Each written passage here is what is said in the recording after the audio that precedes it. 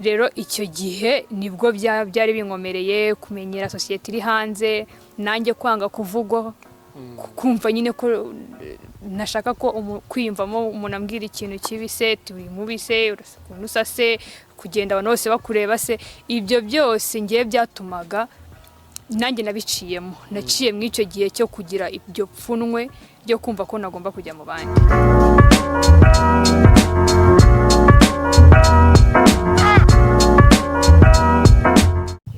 Meze neza professor. Amakuru yawe ni meza cyane. Kimwe mu bintu benshi bakuziho nanjye nkuziho no kuri umuntu uhorana morale cyane. No morale ituruka kuki? Rero iyi morale ituruka kwisi. Professor, kwisi dufite ibintu byinshi cyane, ibyiza n'ibibi. Rero hari igihe ibibi biguhereza kugira ngo bikuganze ureke kugira morale ariko wowe ukabirutisha ibyiza. Nge rero ibyiza mu isi nibyo bidutisha nyine ibibi. Niyo mpamvu morale nishimye morana morale. Wow, neza cyane. Ubona ari iyihe mpamvu ituma wenda bamwe muri twebwe bafite ubumuga abajene muri rusange yabara abahungu ari abakobwa rimwe na rimwe bajya bagira ikintu cyo kwiheza bitewe wenda n'ubumuga bafite bakabura nyine iyo morale n'ibindi nk'ibyo. Ubona we ahanini biterwa n'iki? Ahanini biterwa na societe arimo. Nje niko mbibona ku ruhande rwanjye. Iyo societe arimo hari igihe iyo ubwayo iba ari imujora. Imutuma nyine akomeza atekereza kuri ya sura yitari nziza bwa bumuga afite izanzitiza afite ahura nazo none iyo abibonye akabitekereza akabitinda akabiha umwanya biyo bimuhuma amaso akumva ko nta kindi kintu kiza kuri we afite. Rero abenshi mbona bahura n'icyo kibazo cyo kubona ntibibonemo ikintu kiza bakibonamo ikintu kibi gusa bigatuma biheza nyine bakakomeza bumva ko batajya mu bandi batakora bimwe nk'iby'abandi kubera kwa kubona nyine bibi gusa. Haba hari igihe wenda cyaba cyarageze nawe ukaba waranyuze mu bihe nk'ibyo ngibyo? Yego byambayeho ariko ngiye byambayeho nyiri umwana cyane ko ngiye impanuka nayigize n'undi nyindi umwana urumva n'ibintu nakuranye. Rero uko gukura niho nagiye mubura n'izo mbogamizi reka mbyite ko ari imbogamizi. Rero icyo gihe nibwo byari binkomereye kumenyera societe iri hanze nanjye kwanga kuvugwa kumva nyine ko nashaka ko kwiyumvamo umuntu ambwira ikintu kibi se turi mubi se urasa se kugenda abantu bose bakureba se ibyo byose ngiye byatumaga nanjye nabiciyemo naciye mu icyo gihe cyo kugira ibyo pfunwe ryo kumva ko nagomba kujya mu bandi. Hanyuma biza kugeraho nyine uyu munsi ukaba no ku mbuga nkoranyambaga zitandukanye dore ko hari na benshi bakuzi kuri izo mbuga nkoranyambaga zitandukanye. N'uruhe rubuga wafunguye bwa mbere unambwe icyo gihe ukimara kurufungura byari bimeze gute kuri wowe? Urubuga nafunguye mana yanjye ni Facebook ariko Facebook naganiraga n'abantu bisanzwe nk'umuntu atanakumenya ariko urubuga natangiye kujya nkaho niyerekana abantu bakambona ni kuri Instagram. Yego niho hantu naba narashyize amafoto yanjye hanze abantu nyine bakayabona. Kuri Facebook aho byari biri aho ngaho narandikaga nyine abiwacu tuziranye gusa. Kuri Instagram hari ryari? Uriya ni ryarira 2017. Yego nibwo narukoresheje cyane ndumva. Neza cyane. Uyu munsi ukaba uri ku mbuga nkoranyambaga zingahe? Unazitubwire wenda. Ubu ngubu Facebook sinyikoresha ariko nyine irahari mfiteho konti ubwo nayo nayibara. Mfite ndibaza renye. Instagram, Twitter, ubwo yabaye X, Facebook, WhatsApp, ako na YouTube hari noza nafunguye, hari channel nafunguye ariko nayikoze submitinga waka yo kwishuri nago ndavuga ngo nyubake ariko ni nyubaka nayo ndibaza bazankurikira. Neza cyane. Uvuga ngo hafi ya zose ziriho ya? Yego ubwo ni 5 ya gatanu ngo nyibara nkaho nyifite. Urebye mu bajene bafite ubumuga mu Rwanda mu bushakashatsi bwakozwe abajene bafite ubumuga mu Rwanda ni bake accessinga cyangwa se bajya kuri izo mbuga nkoranyambaga zitandukanye cyangwa se bafite za account zabo bashobora kuba banyuzaho ibikorwa byabo bigiye bitandukanye nk'uko uyu munsi ufite izo mbuga nkoranyambaga zitandukanye ariko benshi biracyari ikibazo mu bajene bafite ubumuga mu Rwanda muri rusange. Ubona hanini biterwa n'iki ku ruhande rwawe? nubwo bahari bafite izo ngorane z'uko batakoresha izo mbuga ariko hari n'abazikoresha. Icyo nabasha kubona cyo umuntu watinyutse akayikoresha ni wa wundi ko kuba wiyumva ko uko ameze kose yakwakiriye. Rero abo ngabo batazikoresha nibo babandi nyine batarakira ukwabo, akumva ko niba adafite akaboko ndakomeza mishe ko ntako mfite, ntabwo nshaka ko hari abandi bantu babimenya. Rero ubwo nyine ni kwa kundi umuntu aba akitinya, ataritinyuka ngo ajye hanze, atarakora nyine ikintu akunze, we akora ikintu bitewe na sosiyete, ntabwo aba ashaka nyine kugira ngo abantu bamubone ukundi. Yego, rero abo ngabo benshi bahari n'abantu baba bataritinyuka. Yego, ubona bitazagorana, hari njya mbitekereza kuba twahindura mindset z'abantu badufata mu buryo butari bwo, mu buryo bw'ubunyantege nke. Ubona bitazagorana kuba twebwe ubwacu tutabigezemo uruhare, wenda ngo tunabe active cyane kuri izo mbuga nkoranyambaga, dore ko ari cyo kintu usanga uyu munsi kigezweho kandi kinabasha gutambutsa amakuru mu buryo bwihuse. Kuri wowe icyo kintu kibona gute? Ni ikibazo kuko nshaka kugira ngo mugenzi wanjye amenye amakuru nk'uko nanjye nyazi, kimwe n'uko nanjye nshaka kumenya amakuru nk'uko runaka yazi bitewe n'utuntu namwigiyeho. Ariko nanone sinyibibona yuko ari ikibazo gikomeye, kuko professor, niba wowe ufite ubumuga, uri umujene, umusore, uzi ko hano hanze hari uwundi musore mugenzi wawe ufite ubumuga, naramuka abonye wagiye nabona ukabonye wagiye ahantu ugakora aka video ugakunze wishimye, azi yuko ufite ubumuga bikomeye cyane burenze ubwe, azatinyuka nawe aza kurebe. Nibyo ndi kuvuga ko nanjye wenda hari abandeberaho bikabatinyura mu buryo bumwe cyangwa ubundi, simbizi, ariko njya mbona wenda nk'ama message amwe namwe.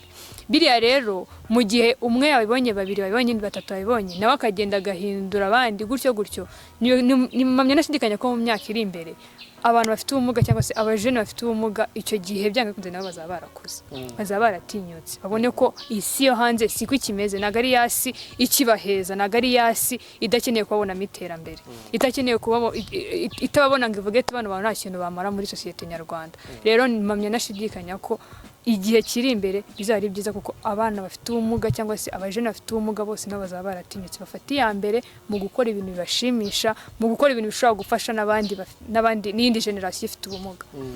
Rero simpamya nashidikanya ko bizagumaho, kuko twe bwacu twanje gutinyuka, dufite nabo tugomba gutinyura kugira ngo nabo bazatinyura abandi, kugira ngo nabo bazatinyure abandi. Ndabikunze cyane. Iyo uganiriye na benshi bakagize wenda support bagatanze ko afite ubumuga, abenshi bavuga ko abafite ubumuga bakitinya nk'uko wari ubigarutseho. Ubona mu by'ukuri nidukomeza tuvuga ngo dutinyuke, ese koko ntabwo turitinyura kuri rwa rwego twavuga duti noneho aho tugeze ahangaha, why not tutagerageza ibi nibi, ahubwo ugasanga nyine turakibona muri bwa bunyantege nke muri rusange. Icyo kintu cyo kuba tutirekura, uyu munsi wenda ngo ngerageze kuza kuri izo platform nk'izo OLGA ariho, uyu munsi ngerageze kuba nanjye nagaragaza ko nashobora gusimbuka nubwo afite akaguru kamwe se n'ibindi nk'ibyo, ubona ari iki cyagakozwe hanini kugira ngo noneho niyo mindset kuri uwo muntu ufite ubwo bumuga donc ihinduke, yumve ko nyine koko n'ibyo bintu koko bishoboka? Professor, kwigisha no guhozaho, niyo mpamvu habaho amashuri. Rero nago wakwigisha umuntu ngo tinyuka, ngo urekera aho ngaho ngo uvuge ngo generation yose isifata nyine kigomba gutinyuka. Bivuze ngo iryo ni jambo umuntu akomeza yumva kugira ngo koko rimukangura, avuge ati akundi wa mungani naho atari yumva, kuko hari n'umuntu ushaka kwigisha uyu munsi nabyumva ariko ejo akazabitekerezaho akabyumva. Rero bivuze ngo kuba umuntu yabwira abandi ngo mutinyuke, suko baba bataratinyutse, baratinyutse ahubwo yagira ngo bashishikarize n'abandi basigaye bataratinyuka kugira ngo nabo babashe gutinyuka. Rero kwigisha nyine no guhozaho, urikumva, niyo mpamvu rwose ibyo kuba umuntu yabwira undi ngo tinyuka ntago bari kuvuga ngo abantu bavuniye ibiti mu matwi, hoya, ahubwo nyine bari kugira ngo bakomeze babone ibyo abandi bagezeho, bakomeze babone ati kuko ntabwo byari bikwiye ko amera gutya, se yagize hano kuko yaratinyutse. Kimwe nuko ushobora no gukoresha andi majeste ataravuga ngo muvuze gutinyuka, kandi we akahita yibona ko ari ugutinyuka. Rero njye ntabwo mbyumva nk'ibintu byarambirana kubuhora umuntu avuga gutyo ngo bibe byateza ikibazo, ahubwo ikibi nuko umuntu atarivuga. Mu buzima busanzwe ukora iki? Mu buzima busanzwe ndi umunyeshuri, ariko kugira ngo mbashe kuba nagira ibintu nifasha nk'urubyiruko se cyangwa umujene ndi makeup artist ubwo nkora ibigendanye n'ubwiza nibyo bintu bibasha kunyokipa mu gihe nta kandi kazi mfite cyangwa nabona ikiraka runaka akaba ari cyo nkora. Wabikoze kuba ntandi mahitamo ari ufite cyangwa nuko wari ubikunze? Narabikundaga ariko bihuriranira nuko n'ubundi nari nkeneye imikorere mbona nyine niho hantu nabasha kubona ikintu nkora kandi kitahise kinsaba ibishoro birenze. Rero nicyo kintu nahise nisangamo icyo gihe. Neza cyane. Dusoza Uwezo Youth Empowerment ni umwe mu muryango wita ku bana n'urubyiruko bafite ubumuga muri rusange. Wazanye platform cyangwa se washinze radio ni media iriho kubwo kubera ijwi cyangwa se kuvugira abantu bafite ubumuga muri rusange, by'umwihariko noneho urubyiruko urumva ko ni space tugomba kwisanzuriraho tukavuga tukamamariza ibyo dukora n'ibindi nk'ibyo muri rusange. Ni ikintu ubona nyine gisa nkaho gisoundinga gute, kivuze iki ku iterambere ry'umuntu ufite ubumuga? Ku iterambere ry'umuntu ufite ubumuga numva ari ikintu gikomeye cyaje kurema mu mitima y'abantu bafite ubumuga, kuko buriya byaberetse ishusho y'uko nubwo bahari hari n'abandi bantu babatekererezaho babazanira ibindi bintu byabateza imbere, kuko nibaza nago mubafasha wenda mu byo umuntu ashobora kubyumva gutakagira ngo ni radio gusa. Hoya mufite amahugurwa mubahereza, mufite inyigisho mubahereza, mufite ibyo mubaremamo, kumva ko ari umuryango uje nyine umwana ufite ubumuga ashobora kuza akisangamo. Rero ibyo byonyine bishobora guhereza umuntu ufite ubumuga bikamuremamo ikintu cyo kumva ko hari abantu bamukunda, sibyo? Ashobora kumva ari hariya nta wundi muntu umukunda, ariko yatekereza ko hari umuryango wahuriramo abo bana runaka. Shaka kuza ndushye ngiye mfite ikintu ushaka kuvuga bitewe n'umuntu twahuriye mu muhanda akandeba nabi bitewe n'ubumuga bwanjye, ariko nganzi ko hari professor yerayazaga mubwira uburyo ibintu muyo nawe mu muhanda.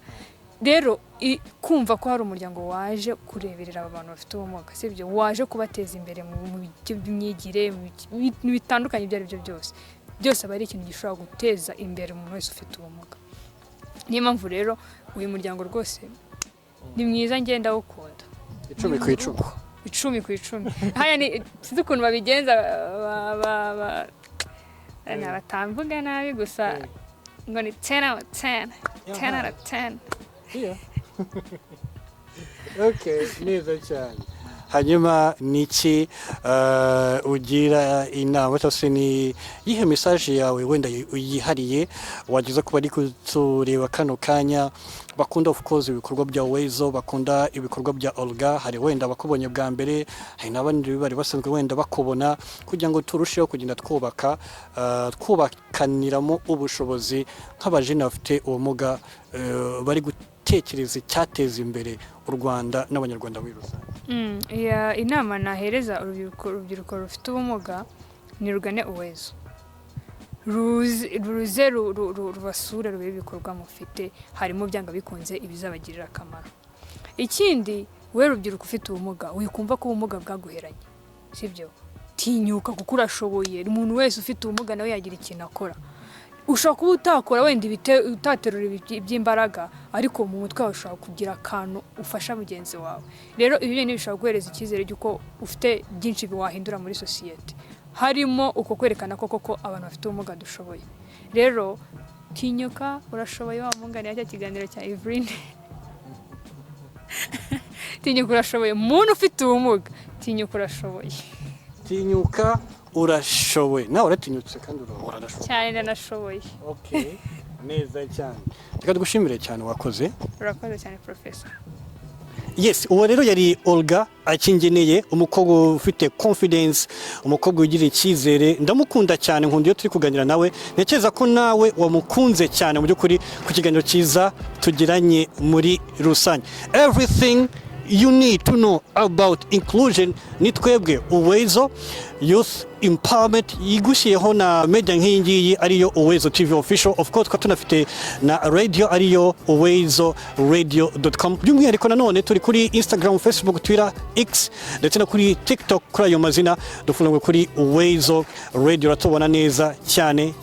Hanyuma iyi ngiyi ni Uwezo TV official. Duhe subscribe aho hasi, uduhe comment, uduhe na share byose muri rusange ikiganiro kigere no kubandi kugira ngo turusheho gutezanya imbere muri rusange. Of course nanjye ushobora kumfollowinga kuri social media zanjye zitandukanye, nitwa Yusuf Professor, andika ya na u na sa ebyiri na u na fa Yusuf, wongeraho Professor pa na ra na o na fa na e na sa ebyiri na o na ra. Urahita mbona ku mbuga zose zibaho, ubundi tujye duhana comment. Ushobora nawe kwifuza ko naza gutumira kuri kamera nk'izi ngizi tukaganira nawe, ukaganiriza abanyarwanda. Ushobora kunyura mu bikari hariya tukabipanga bikagenda neza sana. Behind the camera yitwa Namara Karo. Asante sana ku ishusho ryiza, focus imeze neza sana. Until next time, bye bye.